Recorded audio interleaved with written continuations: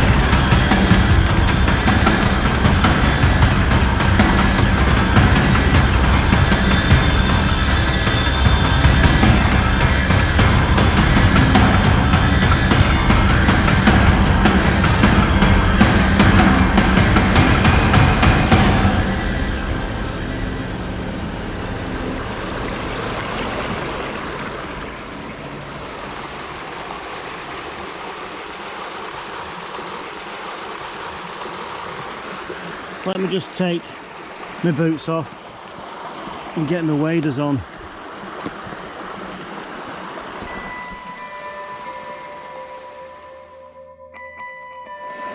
Right, that's better. Now I can start my day. It's actually quite late on in the afternoon. It's gone 2 o'clock, so I'll probably get about a 3-hour session if I'm lucky. I'm drawn to this little spot though. Let's have a look at it. So you can see when the river's a bit higher, that's where all the float is going around that high, about 2 foot higher. Nice big rocks here. I like the look of these, dropping out all over. A nice gravel bar forming here, and I can run the sluice somewhere in there. You never know what could be just lurking around here if that was cleaned out, and I might have a go at that anyway. If that'll move, yeah, that'll move.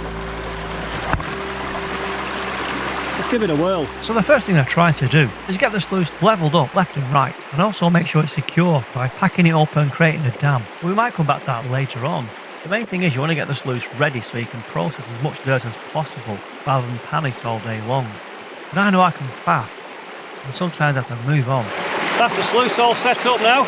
Let's get some of these rocks moved out of the way.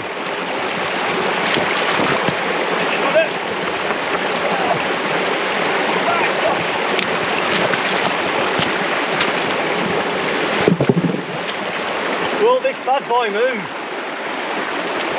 Big one. Oh, the size of that. I reckon that'll go. And I guess I should always say, just be careful, know your limits, be careful with your back as well. Last thing you want to do is pull your back out and be off work for weeks. Oh, I think we've got another big one here. Big-ish.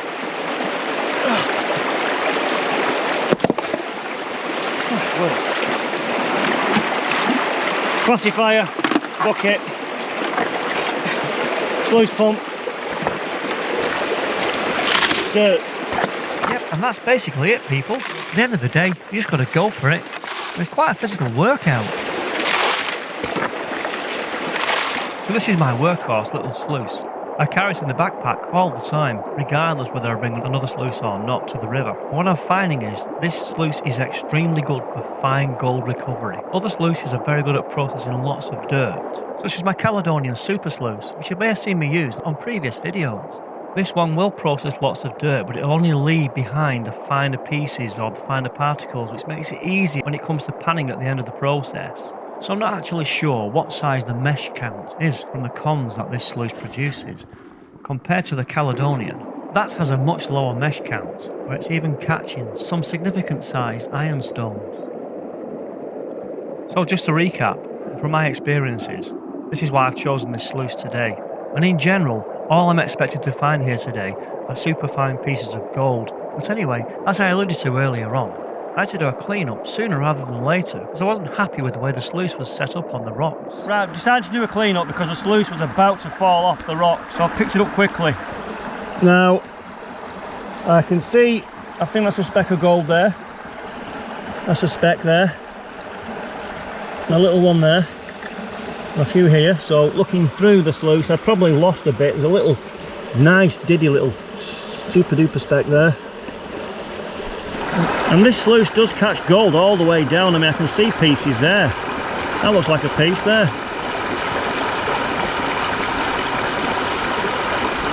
Nice and bright. So we'll do a quick clean up and just see how we've got on, because really I wasn't seeing a fat lot anyway. But I'm glad that I've just picked it all up before I've lost a lot. I did a quick clean up, and basically, yeah, there was a few little pieces there, but I suffered them all up, and I wanted to crack on and continue to find some more pieces of gold, and this time put my heavy metal crowbar across the sluice to keep it in place. So there's the first clean up. There's a few specks in there.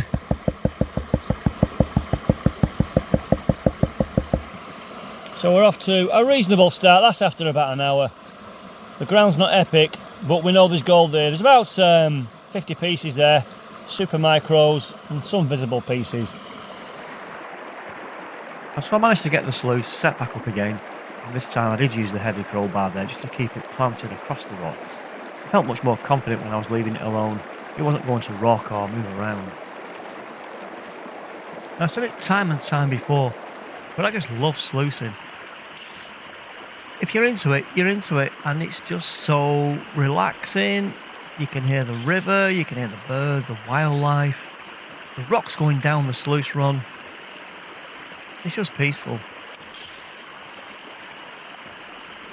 And if you like your own company, like I do sometimes, it's great, because I never saw a soul all day. But just over my shoulder, I spotted another large boulder that I wanted to move, so once the bucket was emptied, I cracked on with this one. Right, I'm having a go at this one now, on the gravel bar, and the reason why I'm moving all these large boulders is because you never know what's underneath there. There could be a nice piece of gold waiting that's been trapped or lodged under the weight of boulders such as this one that are this big. You're having it. Oh, yeah. There we go.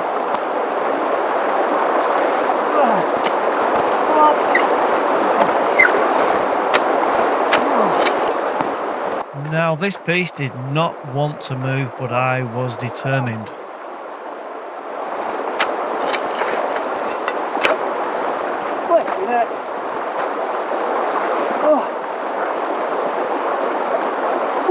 Now I'll tell you what, that was tough going. Then you've got to keep the momentum, get the sluice pump out, and get that bucket filled up with all that dirty water, wash the rocks off, just keep on going and going and going. You've only got so much daylight really. And I started quite late on in the afternoon. So really, it's like a mission. You just got to go for it. Be relentless and just keep on moving dirt for as long as you've got the energy there in your body.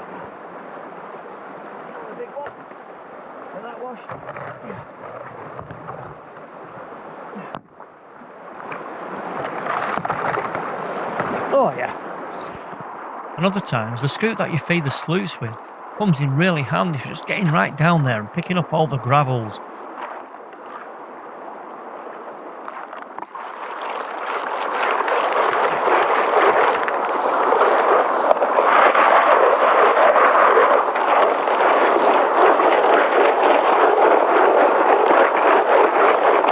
To get all these large pebbles classified. Better for that sluice then. Process the gravels.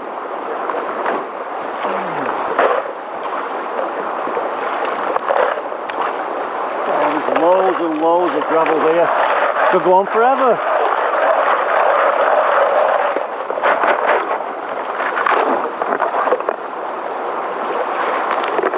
When we talk about the process, you've really got to do some work. And if you're on holiday, it's not about having a bit of fun, although in a weird way, it really is. You just got to work hard at it if you want to find a few pieces of gold. How far do you go? Well, we'll fill the bucket.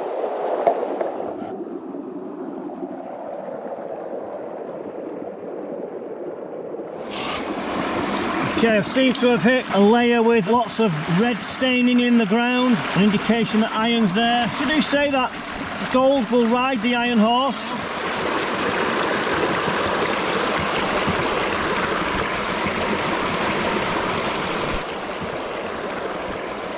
So I've run that bucket through now. I'm going to let the sluice clear itself for a bit, putting the big rock back. Oh, it's always good practice to fill in your holes wherever you've worked. Make sure you leave it good.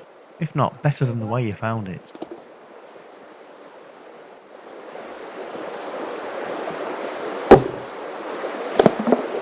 You can see on here now, there's my tailings pile. That'll clear itself out over time naturally. Don't fall in. Sort of mark that bright speck, there's a piece of gold, another piece next to it.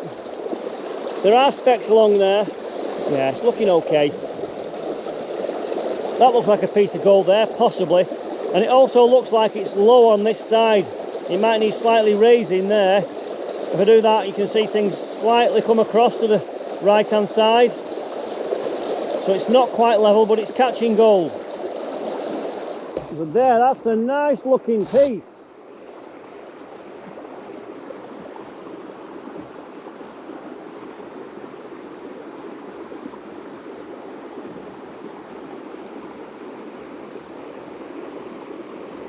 And if you notice there, I'm just trying to crush it because if it's gold, it won't crumble. And every now and then you might find a piece that just looks so convincing. That's why I always try to see if they crumble or crush. Because gold is not brittle, it's malleable. And on this occasion, it wasn't gold. Well, it turns out it wasn't a nice piece. I've just crushed it. Whatever it was, it crushed. So anyway, it's time for the clean up, get the bucket out, and give everything a good clean down. Second clean up. So I was having a look around the sluice and that looks like a piece of gold there. That's gold. Gold. Yeah, there's 3 pieces visible there. There's 1 piece visible here. Oh, a couple there turned out. In fact, the top mat was loaded with really small micro pieces of gold. But I'm intrigued to know, there's the end of the sluice. And there's a nice piece just there.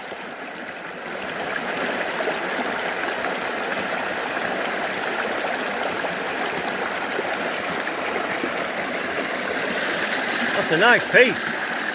Piece there, some distance down.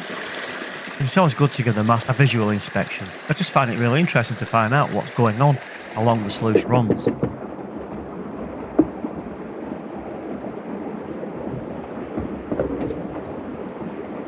It amazes me that having moved big boulders, pebbles, rocks and everything, you're left with a cup full of dirt like that.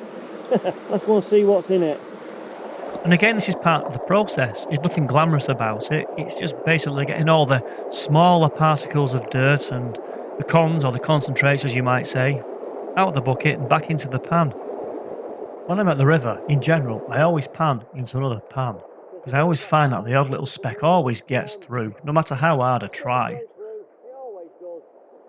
At the end of the day, you could do this at home when you've got lots of time. You could even use washing up liquid to break the surface tension of the water, but to try to just get you a basic reveal at the side of the river, this is what you have to do just to make these videos. So I've got it down to a fair amount now, and just a quick reveal as I play with it there. You can see that, I think it's pyromorphite, the yellow stuff, could be wrong, but there's specks in there, Anything bright and yellow and buttery. There's your gold. There's all your heavies with some lead. So that's a basic reveal at the side of the river. But what I do, I go back to base camp, where I can spend a bit more time in general to get the gold properly cleaned up, to take some photographs for you. Oh, well, I'm about done now. The mist is starting to come right down again. Feels damp and cold. I've made good my areas. Let's have a quick look around. That's that hole I've filled in there. Much better. And here I was just explaining the area where I've been working, and I've made it all good. It's always good practice to fill the holes that you've already made along the gravel bar. And all that's left for me to do now, finish the coffee, get this big rucksack on my back and get out of here. Right, that's me done. The lights and the space quickly around here. I've had a good time today. I'm wet, I'm a bit cold, it doesn't matter. We've got out, we found some other good stuff, and that's what it's all about. And until the next time, people, thanks for watching.